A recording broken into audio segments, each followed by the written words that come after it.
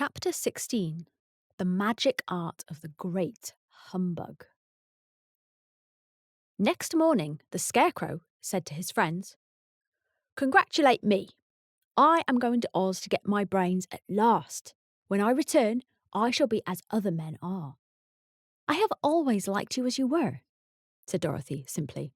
"It is kind of you to like a scarecrow," he replied, "but surely you will think more of me when you hear the splendid thoughts my new brain is going to turn out." Then he said goodbye to them in a cheerful voice and went to the throne room, where he rapped upon the door. "Come in," said Oz. The Scarecrow went in and found the little man sitting down by the window, engaged in deep thought. "I have come for my brains?" remarked the Scarecrow a little uneasily. "Oh, yes. Sit down in that chair, please," replied Oz. "You must excuse me for taking your head off, but I shall have to do it in order to put your brains in their proper place."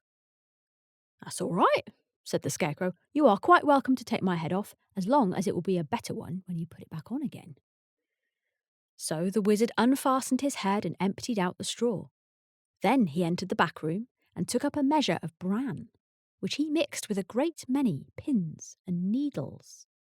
Having shaken them together thoroughly, he filled the top of the Scarecrow's head with the mixture and stuffed the rest of the space with straw to hold it in place. When he had fastened the Scarecrow's head on his body again, he said to him, "Hereafter you will be a great man, for I have given you a lot of new brains."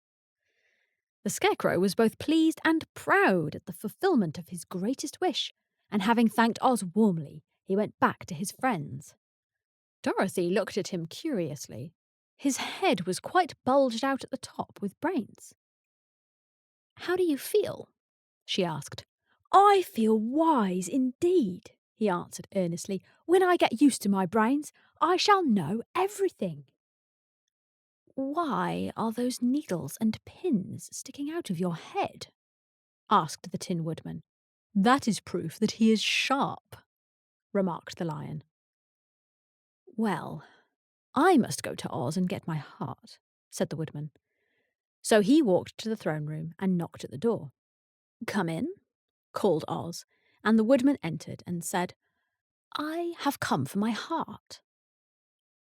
"Very well," answered the little man, "but I shall have to cut a hole in your breast so I can put your heart in the right place.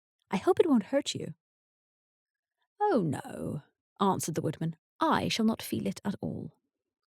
So Oz brought a pair of tinsmith's shears and cut a small, square hole in the left side of the Tin Woodman's breast. Then, going to a chest of drawers, he took out a pretty heart made entirely of silk and stuffed with sawdust. "Isn't it a beauty?" he asked. "It is indeed," replied the Woodman, who was greatly pleased. "But is it a kind heart?"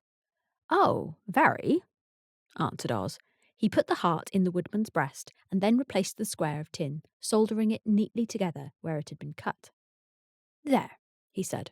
"Now you have a heart that any man might be proud of. I'm sorry I had to put a patch on your breast, but it really couldn't be helped."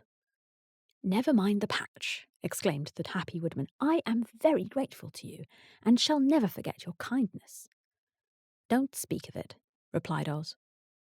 Then the Tin Woodman went back to his friends, who wished him every joy on account of his good fortune.